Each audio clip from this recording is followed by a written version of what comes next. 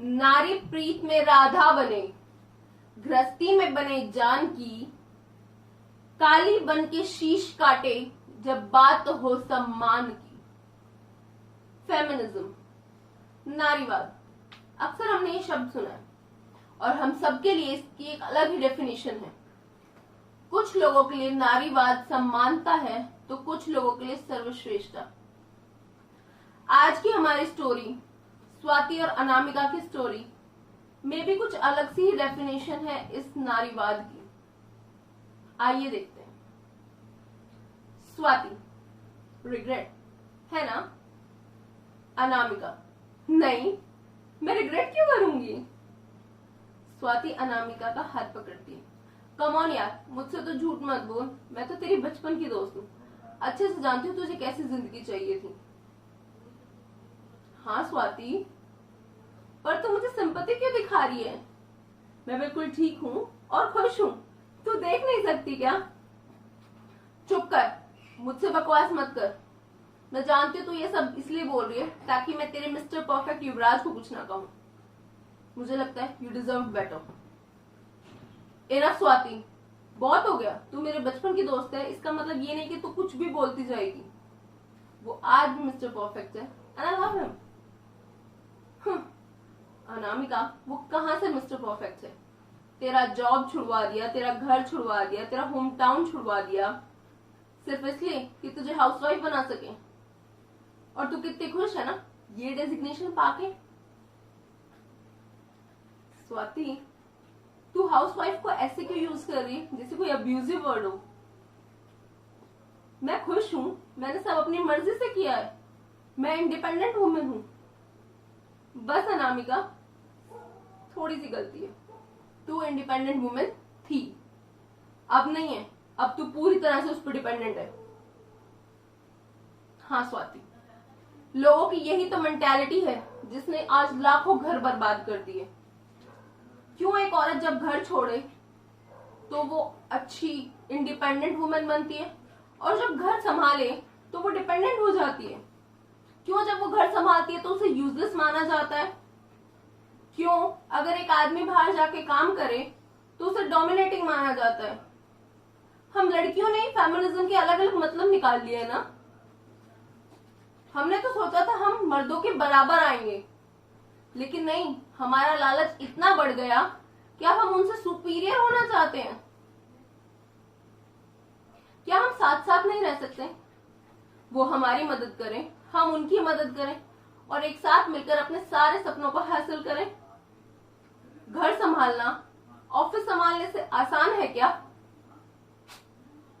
और अगर हम घर संभालते हैं और वो ऑफिस संभालता है तो ये क्यों माना जाता है कि वो हमें डोमिनेट कर रहा है या हमसे बदतमीजी कर रहा है या हमें परेशान कर रहा है? मुझे पता है सारे मर्द अच्छे नहीं होते, बहुत से लोग हैं जो औरतों पर अत्याचार करते हैं, लेकिन इसका ये मतलब नहीं कि जो लोग सच में अच्छे हैं हम उन्हें भी बुरा भला कहें। बता ना अनामिका, अगर वो इतना ही अच्छा है तो फिर ये आदमी हमारी हेल्प क्यों नहीं करते घर के कामों में? स्वाति, क्योंकि हमने कभी उनसे कहा ही नहीं। बचपन से लेकर बड़े होने तक एक माँ एक लड़के को ये सिखाती है कि रसोई में आना, पोछा लगाना, घर के काम करना उसके लिए नहीं है, बल्कि उसकी बहन के लिए है। जब हम 5 साल के लड़के को किचन में जाने से मना करते हैं ये कहकर कि ये काम तुम्हारे लिए नहीं बना, तो हम कैसे उम्मीद कर सकते हैं कि एक 25 साल का लड़का अपनी बीवी का हाथ बटाएगा? तो उसे ये सब सिखाती है वो भी तो एक औरत ही होती है ना। हम उनके काम में हाथ नहीं बटाते, वो खुद अपनी जिम्मेदारियां संभालते हैं। कितना मेंटल स्ट्रेस होता है उनके ऊपर, घर कैसे चलाना है हम कभी नहीं पूछते। वो हमारे हाथ में लाकर अपनी कमाई रख देते हैं, हम बस खर्च कर देते हैं। जिस दिन हम उनके कंधे से कंधा मिलाएंगे ना, उस दिन वो भी हमारे कामों में हमारा हाथ बटाएंगे। आफ्टर ऑल वो भी तो इंसान है ना, उन्हें भी इमोशंस की कदर है। हाँ हाँ अनामिका, तो सही कह रही है, वो इंसान है, उन्हें हमारे इमोशंस की कदर है, तभी तो तुझे तेरी जॉब छुड़वाकर यहाँ ले आया युवराज। स्वाति, तूने क्वेश्चन तब क्यों नहीं पूछा जब युवराज अपनी जॉब छोड़कर मेरे लिए मुंबई चला आया था?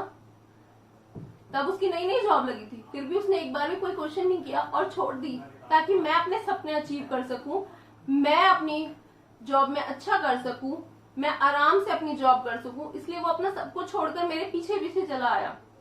तब दिन रात वो घर संभालता था, घर के कामों में मेरा हाथ बटाता था। तब तो तूने कभी नहीं कहा कि मैं उसके साथ गलत कर रही हूँ। और आज जब मैंने उसकी मदद करनी चाहिए, उसके काम में हाथ बटाना चाहा, तो सबको मुझ पर दया आने लगी। ऐसा क्यों? और फिर उसने कौन सा मुझे रोका है मैं काम करूं या जॉब करूं? उसने मुझे कभी नहीं रोका, बल्कि वो तो कहता है कि मुझे अपनी जॉब दोबारा शुरू कर देनी चाहिए यहाँ पे, और एक बार बस घर में सब सेटल हो जाए तो मैं जॉब करना दोबारा शुरू कर दूंगी। उसमें गलत क्या है? और मुझ पर दया करने वाली तो कोई बात ही नहीं है। अब तो तू खुश है ना स्वाति? हाँ यार अनामिका, शायद हम लोगों की सोच में ही गलती है। हम हर चीज में ईगो बीच में ले आते हैं और अपना रिश्ता खराब कर लेते हैं। हम बचपन से सोचते हैं कि घर चलाना, घर के लिए कमाना तो मर्दों का काम है और घर संभालना औरतों का।